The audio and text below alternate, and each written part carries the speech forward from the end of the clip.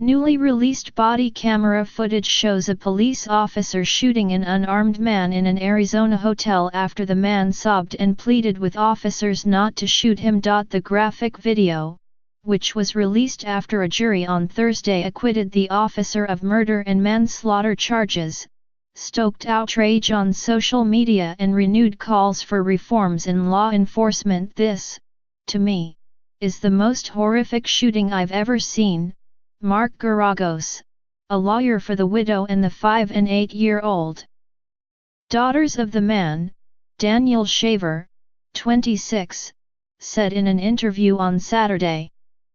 Mr. Garagos, who said he had seen thousands of body camera videos, said the footage was evidence of the criminal justice system at its worst. On January 18, 2016, 6 officers were called to a La Quinta Inn and Suites in Mesa, Arizona, after guests reported seeing a man with a gun in the window of a 5th-floor room. The video showed Mr. Shaver and a woman walking into a hallway as Philip Brailsford, a 2-year veteran of the Mesa Police Department who was wearing the body camera, trained an AR-15 rifle on them. Another officer can be heard ordering them to get on the floor and threatening to shoot if they do not comply. "If you make a mistake, another mistake, there is a very severe possibility you're both going to get shot," the officer says in the video. He shouts at Mr. Shaver, "If you move, we are going to consider that a threat, and we are going to deal with it, and you may not survive it." "I'm sorry," Mr. Shaver says at one point. "Please do not shoot me," he says at another. The officer's commands at times seemed contradictory. "Do not put your hands down for any reason," he tells Mr. Shaver. "Your hands go back in the small of your back or down, we are going to shoot you, do you understand me?"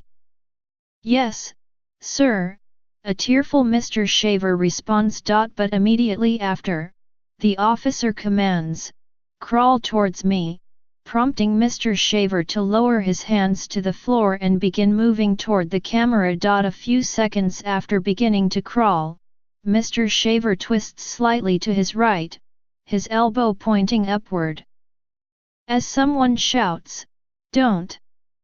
Officer Brailsford begins firing. During his trial, Officer Brailsford testified that he had fired 5 times, the Arizona Republic reported. The police later learned that Mr. Shaver, who was from Granbury, Texas, had been in his room showing off a pellet gun, which he used for his job in pest control, before being summoned by officers into the hallway. A witness testified that Mr. Shaver had been drinking. A police report by an officer who reviewed the footage offered 2 possible explanations for why Mr. Shaver had bent his arm: the movement before the gunfire. "It was a very similar motion to someone drawing a pistol from their waistband," the officer wrote, according to The Atlantic, but it was also consistent with attempting to pull his shorts up as they were falling off. No weapon was found on Mr. Shaver. The police department fired Officer Brailsford 2 months after the shooting. The jury deliberated for less than 6 hours before acquitting him. The acquittal came the same day that a judge in South Carolina sentenced Michael T. Slager, a white police officer, to 20 years in prison for the 2015 shooting of an unarmed black motorist, Walter L. Scott. The South Carolina case was one of a number of fatal police shootings, often of black men, that have set off outrage in recent years. In Arizona, both the officer and the man who was killed were white. Reactions to the Arizona video were swift and furious. Civil rights activists, celebrities, and athletes described the shooting as an execution and denounced what they called a lack of accountability. Some highlighted a threatening profanity Officer Brailsford had etched onto the weapon he used to shoot Mr. Shaver, a fact the judge did not allow to be presented at trial. Michael Picaretta, Officer Brailsford's lawyer, said in an interview on Saturday that his client's actions were consistent with his training. Mr. Shaver certainly didn't deserve to die that night, but the information projected to the outside world that night was one of danger, Mr. Picaretta said. I think if people knew the full story, everyone would still be sad, everyone would be upset, but the vitriolic anger might be calmed a bit. Mr. Picaretta also pointed out that the voice on the video, which he said was harsh and threatening, belonged to another officer, SGT. Charles Langley, who testified at the trial that it was his voice heard on the video. Chuck Wexler, the executive director of the Police Executive Research Forum, said Officer Brailsford's caution when entering the hotel was justified, given the 911 call.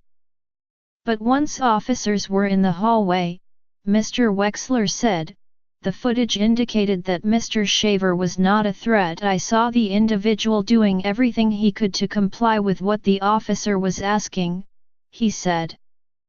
And so the officer's actions then were inexplicable.